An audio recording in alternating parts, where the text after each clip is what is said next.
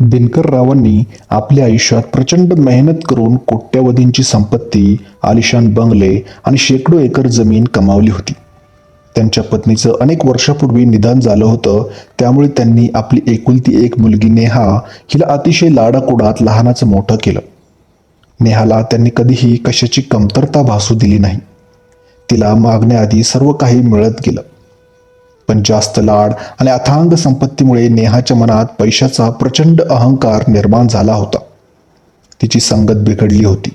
तिला रात्रीच्या पार्ट्या, महागड्या गाड्या आणि उधळपट्टीची सवय जडली होती. वय झाल्यामुळे दिनकररावांनी आपल्या व्यवसायातून निवृत्त होण्याचा निर्णय घेतला. त्यांनी त्यांच्या मृत्यूनंतर संपत्तीचा योग्य वापर व्हावा म्हणून एक मृत्यूपत्र तयार केलं. त्या मृत्यूपत्रानुसार संपत्तीचा मोठा हिस्सा अनाथ आश्रम आणि चॅरिटेबल ट्रस्टला जाणार होता, तर नेहाच्या नावावर केवळ तिचा उदरनिर्वाह व्यवस्थित चालेल एवढीच मर्यादित संपत्ती लिहिली होती. दिनकररावांना भीती होती की जर नेहाच्या हातात सगळा पैसा गेला तर ती स्वतःचे आयुष्य पूर्णपणे उद्ध्वस्त करून टाकेल. जेव्हा नेहाला तिच्या वकिलाच्या मार्फत या मृत्यूपत्राची चाहूल लागली तेव्हा तिच्या पायाखालची जमीनच घसरली. बाबांनी कमवलेले कोट्यावधी रुपये अनाथ आश्रमाला मिळणार आणि मला फक्त काही टक्के. नेहा रागाने आणि हव्यासाने पेटून उठली. तिच्या मनातील बापाबद्दलचे प्रेम, आदर आणि नात्याची वीण अगदी एका क्षणात जळून खाक झाली.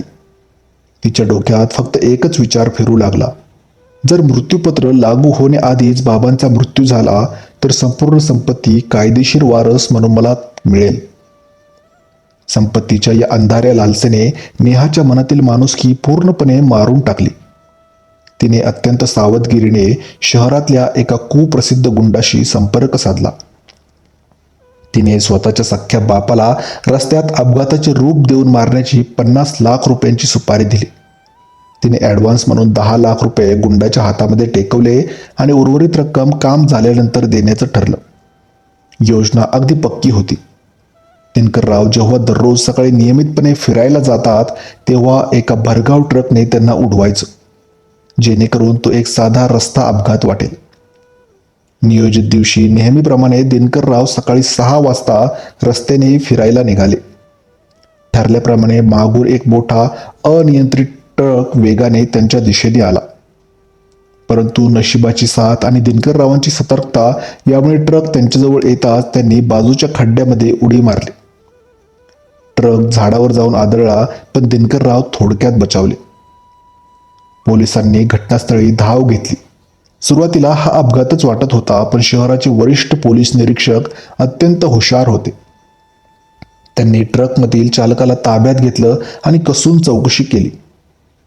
पोलिसांच्या खाक्या वर्दीचा धाक दाखवताच चालक खचला आणि त्याने कबूल केलं की हा अपघात नव्हता तर हा खुनाचा प्रयत्न होता. चालकाने मुख्य सुपारी किलरचं नाव सांगितलं. पोलिसांनी ताबडतोब कारवाई करत त्या मुख्य गुंडाला अटक केली. गुंडाने पोलिसांसमोर दिलेली माहिती ऐकून पोलीस अधिकारी सुद्धा हादरून गेले. ज्या गुंडाने सरळ सांगितलं, आम्हाला दिनकररावांना मारण्यासाठी त्यांच्याच मुलीने म्हणजे नेहाने 50 लाख रुपयांची सुपारी दिली होती. सत्य समोर आणण्यासाठी पोलिसांनी एक सापळा रचला. त्यांनी गुंडाकडून नेहाला फोन करायला लावला की काम झालं आहे, उरलेले 40 लाख रुपये घेऊन ठरलेल्या ठिकाणी ये. नेहा आनंदाने आणि संपत्ती आपल्या हातात आल्याच्या आविर्भावात पैसे घेऊन पोहोचली. पण तिथे पोहोचताच पोलिसांनी तिला रंगेहात पकडलं. तिला अटक करून पोलीस ठाण्यात आणण्यात आलं. बातमी वाऱ्यासारखी पसरली. पोलीस ठाण्यामध्ये जेव्हा दिनकरराव आले तेव्हा त्यांनी समोर स्वतःच्या सख्ख्या मुलीला बेड्यामध्ये पाहिलं. हे सगळं पाहून दिनकररावांचं हृदय तीळ तीळ तुटलं. त्यांच्या डोळ्यातून घळाघळा अश्रू वाहू लागले. ज्या मुलीला त्यांनी तळ हाताच्या फोडाप्रमाणे जपलं, जिच्या प्रत्येक हट्टाला स्वतःचे सुख मानलं, तीच मुलगी थोड्या पैशांच्या हव्यासापोटी स्वतःच्या बापाचे रक्त सांडायला निघाली होती. दिनकररावांनी अत्यंत दुःखी आणि कापत्या आवाजात नेहाला विचारलं, नेहा, मी तुला काय कमी पडू दिलं होतं? ज्या पैशांसाठी तू मला मारायला निघालीस तो पैसा मी तुझ्याच चांगल्या भविष्यासाठी कमावला होता. पण आज मला समजलं की मी तुला संपत्ती तर दिली, पण चांगले संस्कार द्यायला मात्र विसरलो. नेहा मान खाली घालून उभी होती. तिच्याकडे बोलण्यासाठी एकही शब्द नव्हता. संपत्ती मिळवण्याच्या हव्यासात तिने स्वतःचं आयुष्य, स्वातंत्र्य आणि बापाचं अथांग प्रेम कायमस्वरूपी गमावलं होतं. दिनकररावांनी त्या क्षणी आपली उरलेली सर्व संपत्ती अनाथ मुलांच्या शिक्षणासाठी आणि समाजकार्यासाठी दान करण्याची अधिकृत घोषणा केली. नेहाची जागा आता तुरुंगाच्या अंधाऱ्या कोठडीमध्ये होती, जिथे तिला तिच्या या भयंकर कृत्याचा पश्चाताप करत उरलेले आयुष्य घालवावे लागणार होते.